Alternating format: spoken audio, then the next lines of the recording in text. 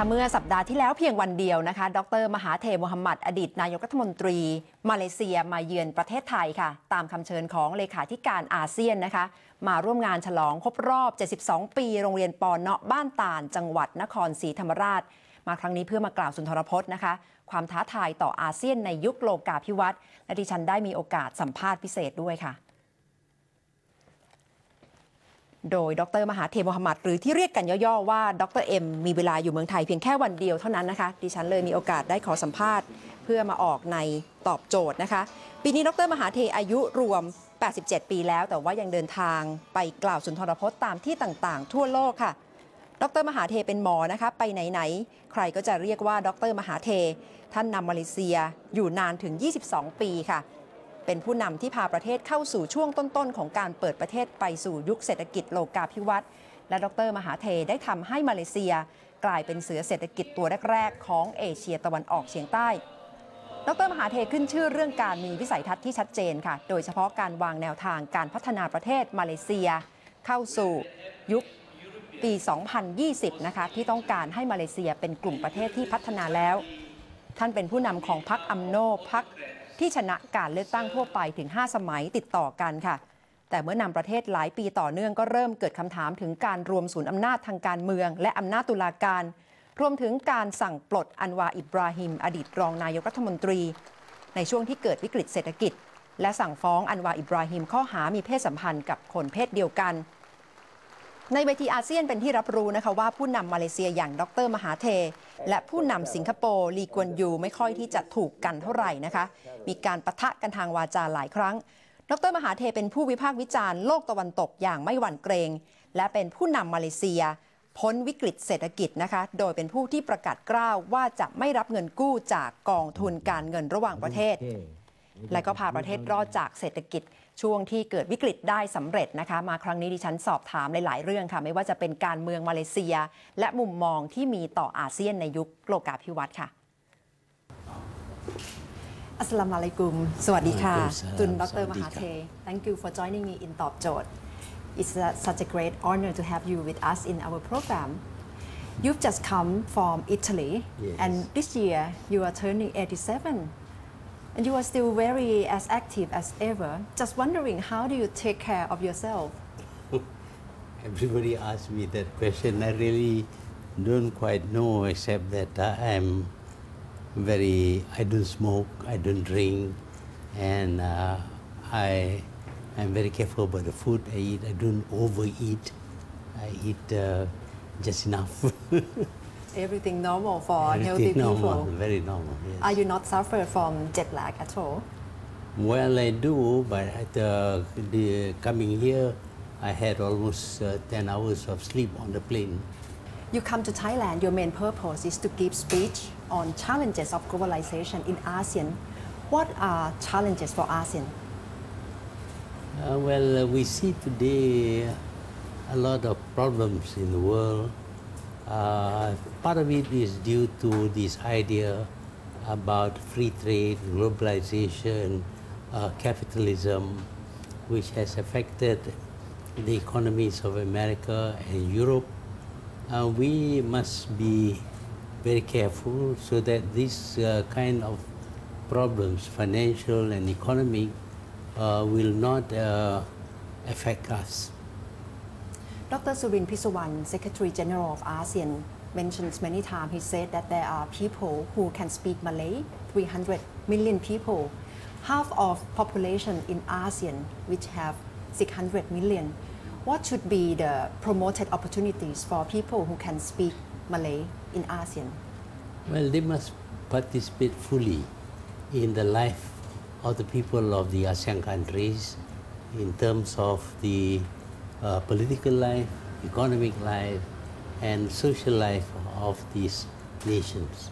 If the right or the liberty of Malay people or the efficiency, capacity have been promoted too strongly, will that jeopardize other ethnic groups in ASEAN? No, I don't think so. In the past, I must admit that the Malay-speaking Muslim group were left far behind It is only now that they are trying to catch up. And in the process, of course, some of the opportunities will go to them, but that would not hurt the other communities. With your policy, Bhumiputras, which promote the rights of Malay, but in some way, in many ways, ethnic Chinese groups in Malaysia may not be happy. So how can that be advocate for strong and healthy multiracial society? Actually, the Chinese in Malaysia practically control the economy. They have maybe 60% of the economy for themselves, but it is in the population where the Bhumiputra make up 60% of the population. I think it is only fair that they should have more than what they have presently. What they have presently is only 20% against the Chinese 60%, although the Chinese make up only 26% of the population. In a country, multiracial country like Malaysia, we must share and share fairly. This policy should be pursued on. Yes, I think it is good because we see everywhere when there is a very big difference in terms of wealth between people, even if they are of the same race, there is bound to be conflicts and tension. But when the people who are poor belong to one race, people who are rich belong to another race, the tendency towards conflict and even violence is very great. But we must reduce that gap between the rich and the poor so that there will be less tension. Your grand vision, Malaysia 2020, is right now the country is on the right track to achieve your goal. It is on the right track, but of course, the fact that the world is going through a very difficult times, and as a trading nation, we cannot expect to earn more from our trade because our trading partners are not so well. That may slow down the process of achieving Vision 2020. What should be your advice to Prime Minister Najib Razak to maintain the goal of Malaysia 2020? Well, I don't really advise the government. I think the government knows what it is doing and they are aware of this problem and they are taking steps to ensure that the vision is achieved by 2020. You never really advise Prime Minister Najib Razak at all? No, sometimes we meet and discuss things, but it is not advice, it's just a discussion. I just read some recent article. They just mentioned that Dr. Mahathir is unspoken kingmaker in UMNO. Is it true? Not at all, no. It is true when I step down, I name my successor. But after that, it was the party itself which decided who should succeed the man chosen by me. You are not having any influential role in who are the leaders of UMNO? No, but of course some people listen to my opinion, but not everybody. Many people are against me, but some people listen to some of the things I say. With Anwar Ibrahim, people must be wondering what's your comment on his future? Any chance of him to be Prime Minister in Malaysia? In Malaysia, everybody has a chance because it is a democratic country. There will be elections. If people like him, then they will select him. But my feeling is that he is not really a good candidate to become Prime Minister of Malaysia. Why can you be so sure? Well, because he has a bad record during my time when he was in my government, and subsequently when he left the party, he did things which are not acceptable to the people in Malaysia. I interviewed him in February. Mr. Anwar Ibrahim was here, but he said media freedom is not that free in Malaysia. That is not true at all.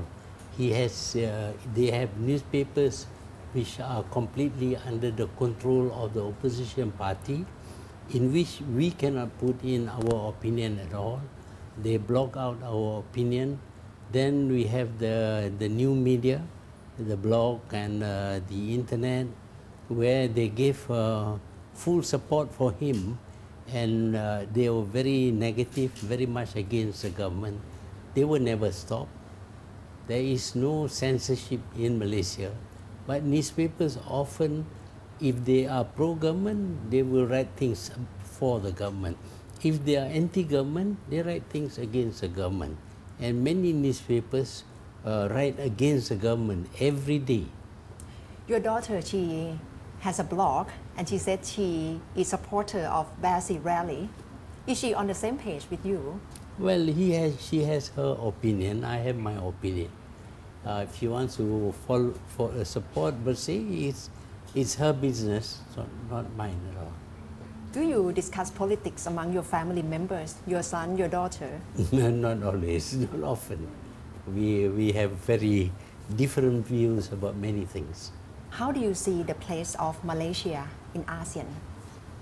I think Malaysia can play a fairly prominent role in ASEAN because it is one of the founders of ASEAN, and relative to some of the other countries, it is fairly well developed and has a good system of government, as well as people are very free to talk against the government. What do you think the country needs to do more to achieve Malaysia 2020? Well, I think we need to encourage domestic investment, because now foreign direct investment is not coming as much as it used to, because there are other countries also attracting foreign direct investment.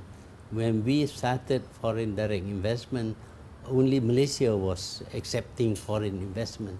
Other countries did not. But now all the other countries are attracting foreign direct investment, and they are, I must admit, they are cheaper, and therefore a lot of people go to other countries. Foreign direct investment in this place, do you mean direct investment from Western countries? Not only Western countries, from Japan, from Korea, from many other countries, even from Arab countries now. You are very well known as a strong critic of Western nations. Does the relations of Malaysia with Western nations have improved after you stepped down from politics? Well, I suppose so, but during my time also, although I criticize them, a lot of investments come from Western countries. I noticed that even right now you still criticize Western nations. I read in your Facebook on 29th of June, you posted how Malaysia should not follow Western nations' pattern of spending too much. Yeah. What do you want to warn Malaysians? No, any country, whether West or East or African or whatever, if you spend more money than you have, you are going to be in trouble. It's like any individual. If you spend more money, then you will be in debt and you will be in trouble. So countries are the same. You cannot spend too much money. Even if you borrow, the borrowing must be for the purpose of investment. If you borrow and consume, you will also be in trouble. Seeing how Eurozone countries are now in economic crisis, do you advocate for your Look East policy, the model that you said developing countries should look at the East, especially countries in Southeast Asia like Japan should be role model? Should it be the role model still? In some ways, it is still the role model. For example, in terms of industrialization, in terms of management of the labor and all that, I mean, the East is better model than the West. But in other ways, we follow the West also. In what way? Well, system of government, for example, democracy is a Western system. We practice democracy in Malaysia, so that If we want to change government, we don't have to have an uprising, a revolution. We merely vote and the government is overthrown. Politics have changed a lot because of Arab Spring. Do you think the same situation will happen in Malaysia? I don't think so. Why? It's because the people in Malaysia has had a government which they choose themselves through elections. Secondly, the government has shown that they care for the people. They created jobs for the people. They give scholarships to students. They opened up the country, created more prosperity. All this was done by the government. It's different from the Middle East countries, where it's not possible to vote the government out of power because it stays there in power. It's an authoritarian government. We are not authoritarian. Besides that, the government did not look after the interests of the people, did not create jobs for them, did not improve the economic situation. It's quite different. Everybody agrees that Malaysia grew very fast during that period and people had jobs. People were able to study and get better qualification, earn more money. We look after the interests of the people. So there is no reason why there should be an uprising. The issue of South China Sea, it makes ASEAN countries quite divided, especially the last AMM meeting. It's the first time that ASEAN minister meetings doesn't have joint communique in 45 years. Do you think this issue will divide unity of ASEAN countries? On one issue we may divide, but otherwise we are very close together. We work together. ASEAN countries should be sticking together. We must stay together. Otherwise we'll be swallowed up one by other countries. China is being influential in the region. Also, United States want to have more role in the region. What should ASEAN make their own position? The ASEAN countries, it's not just between China and ASEAN countries. Among ASEAN countries, there are overlapping claims between them, so they cannot reach agreement until they can solve the claims between them, not just between them and China. And my opinion is that the United States has no role to play. It should not interfere in our region. How do you see the political division in Malaysia itself? Because supporters of UMNO are one side, and then opposition parties are on the other side, and then you have Basil rally. Will it make the country more divided? And general election is coming up. Support for any party is not constant. There are times when a party receives very strong support. At other times, the same party may not have as strong a support. In 2008, UMNO did not get the support of even its own members. So this thing happens all the time. It is up to the leaders to try and make sure that the party supports the government. Party must support the government. Of course, the opposition will always support the opposition. With the Internal Security Act, ISA, do you support for Prime Minister Najib Razak to really repeal this law? He announced to abolish, but not really in action yet. Well, it is a very difficult decision to make. Supposing the Al-Qaeda, for example, or terrorist organization, say that they want to start a political party in Malaysia, you cannot do anything against them because that is their right. You cannot arrest them just because of political differences. So there is a good side of it, also a bad side. Looking back in your time for 22 years that you rule the country, what do you feel proud of the most? Well, during my time, although we are a multiracial country, there was no racial conflict. The country was very peaceful, very stable, and was able to grow very well. Your good friend, Prime Minister Lee Kuan Yew, has said good words about you. He said you have transformed Malaysia from agricultural society to dynamic industrial society. Do you have good words for him? Well, he has been able to turn Singapore into a very prosperous country until it has become actually a developed country. It is much more developed than Malaysia. Had it been in Malaysia, probably it would not do so well.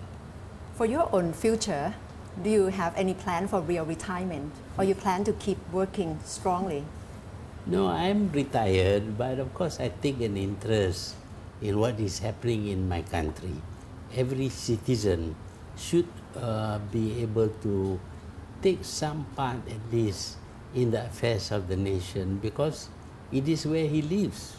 He must have a good country to live in. Thank you, Tun Dr. Mahathir Mohamad, for joining me in ตอบโจทย์ สวัสดีค่ะ You're welcome. You're welcome.